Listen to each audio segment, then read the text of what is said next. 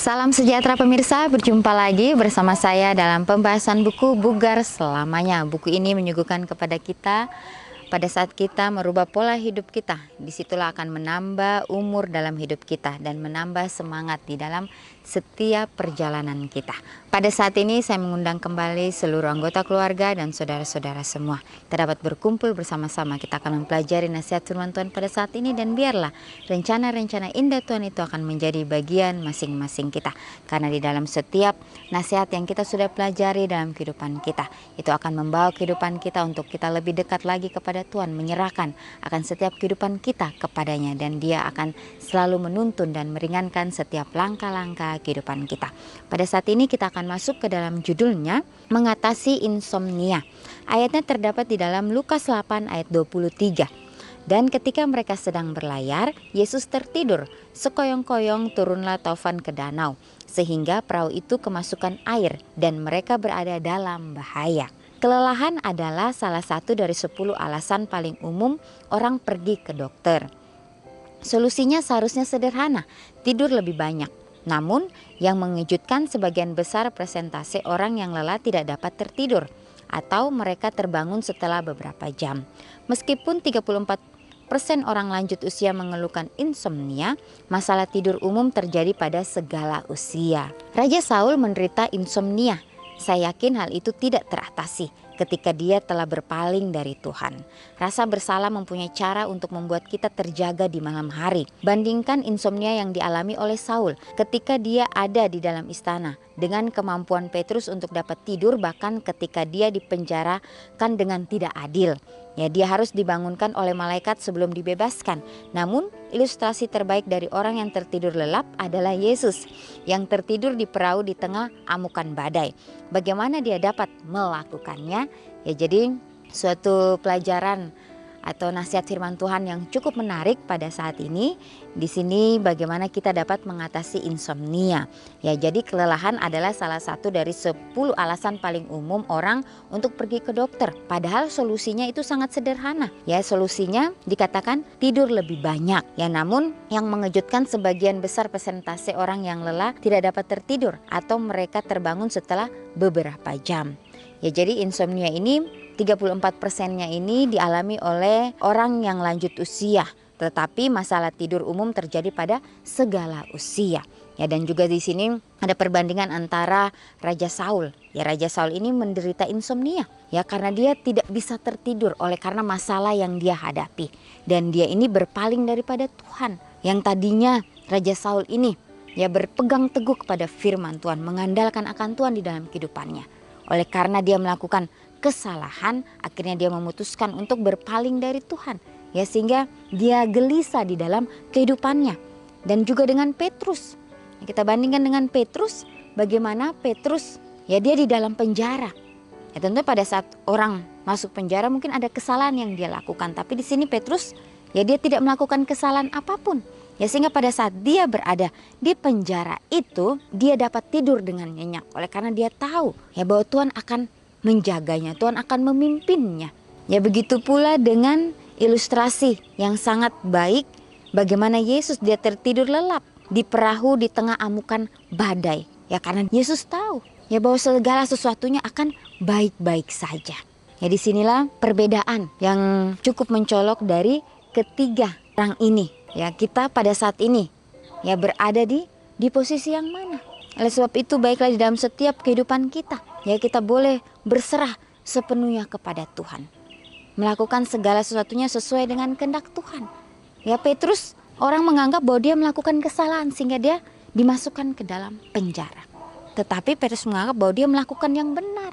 Ya, sehingga dia tidak memikirkan segala sesuatunya. Dan Saul, bagaimana dia sudah berpaling dari Tuhan sehingga dia gelisah, dia khawatir di dalam kehidupannya. Ilustrasi yang terbaiklah itu Yesus. Semuanya dia lakukan dengan begitu sempurna oleh karena dia tahu bahwa Bapaknya akan selalu pelihara.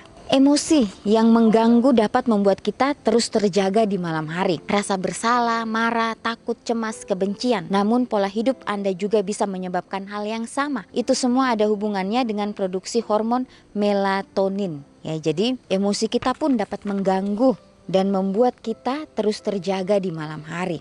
Kemudian rasa bersalah, marah, takut, cemas, dan kebencian. Itu akan mempengaruhi kehidupan kita bila mana kita tidak menyelesaikannya pada saat itu juga. Ya, jadi segala sesuatu yang kita hadapi, biarlah kita berdoa meminta tuntunan Tuhan supaya kita dapat menyelesaikan di hari itu juga, sehingga kita pun dapat hidup dengan tenang, dapat hidup dengan damai. Dikatakan juga pola hidup kita juga bisa menyebabkan hal yang sama atau mengganggu kehidupan kita. Pada tahun 1933, melatonin ditemukan sebagai bantuan tidur alami. Ya, jadi ini mengurangi 14 menit dari waktu yang dibutuhkan untuk tertidur, meningkatkan efisiensi tidur, tetapi tidak meningkatkan waktu tidur total. Ya, membantu wisatawan mengatasi jet lag dan sangat membantu dalam memecahkan masalah tidur pada lansia. Ya, dalam 2 tahun setelah penemuannya, hal itu begitu populer. Ya, diketahui ada 24 perusahaan di Amerika yang memasarkannya.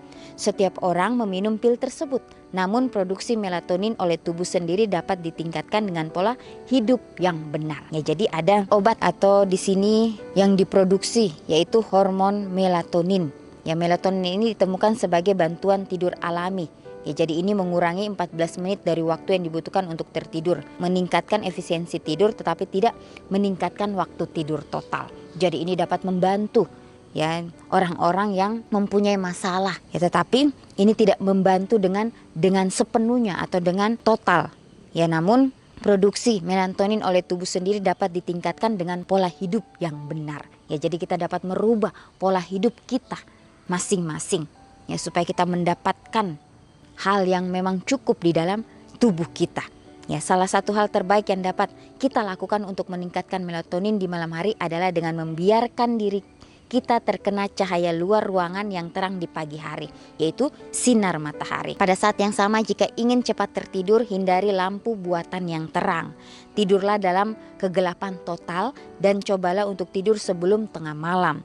2 jam tidur nyenyak sebelum tengah malam bernilai lebih dari 4 jam setelah pukul 12 malam.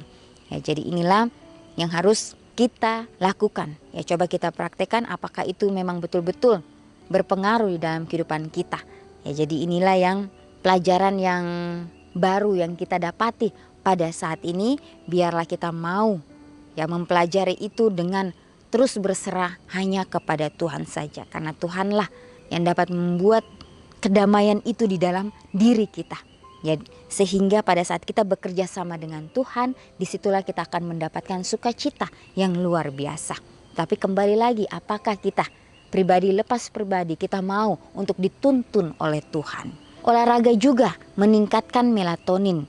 Anda juga mendapatkannya dalam makanan Anda. Melatonin banyak terdapat dalam gandum, jagung, beras, jelai, tomat, dan pisang.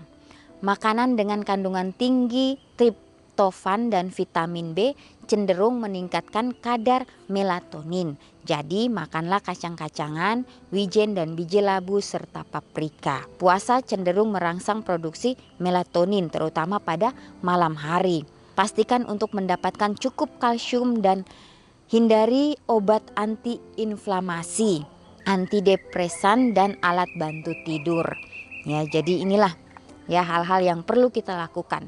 Betapa pentingnya juga kita mendapatkan sinar matahari, kita berolahraga itu dapat meningkatkan melatonin. Dan juga dalam setiap makanan kita, biarlah kita jaga itu. Dan juga di sini dikatakan bahwa puasa juga cenderung merangsang produksi melatonin, terutama pada malam hari. Ya, jadi kita harus makan secukupnya. Ya, pastikan untuk mendapatkan cukup kalsium dan hindari obat antiinflasi, antidepresan dan alat bantu tidur.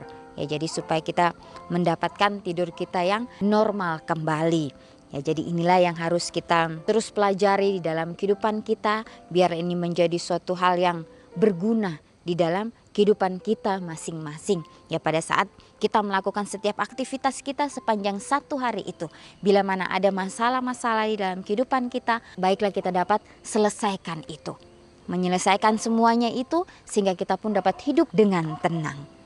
Ya, sehingga kita dapat melewati semuanya dengan penuh sukacita. Ya, jadi betapa pentingnya untuk kita selalu mengucap syukur kepada Tuhan. Ya, dan disitulah kita akan merasakan tuntunan Tuhan dalam kehidupan kita masing-masing. Ya, kalau kita kembali lagi mempelajari bagaimana perjalanan Yesus pada saat dia berada di dunia. Ya, dia juga mendapatkan suatu tantangan yang begitu luar biasa dari orang-orang di sekitarnya. Tetapi dia tahu, ya dia dapat mengatasi itu semua. Ya, dia dapat menjalani itu dengan penuh kedamaian. Dia tahu apa yang dia lakukan itu adalah hal yang benar. Ya, banyak orang-orang yang menuduh dia.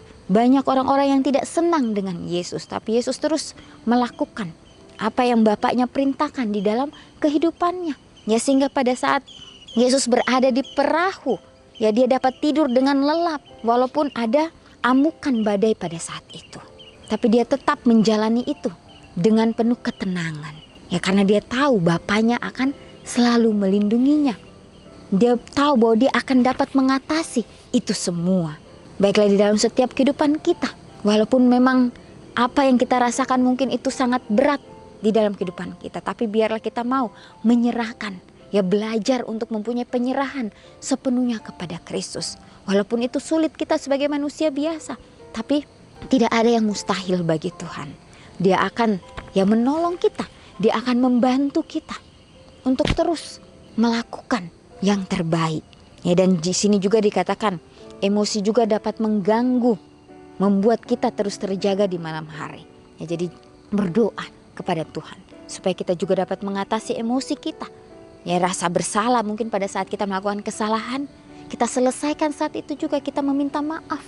Pada saat kita marah, biarlah kita berdoa supaya kemarahan kita boleh mereda. Pada saat kita ketakutan, ya baiklah kita berdoa, hanya Tuhanlah yang dapat memberikan kita kedamaian itu, memberikan kita rasa supaya kita dapat hidup dengan aman.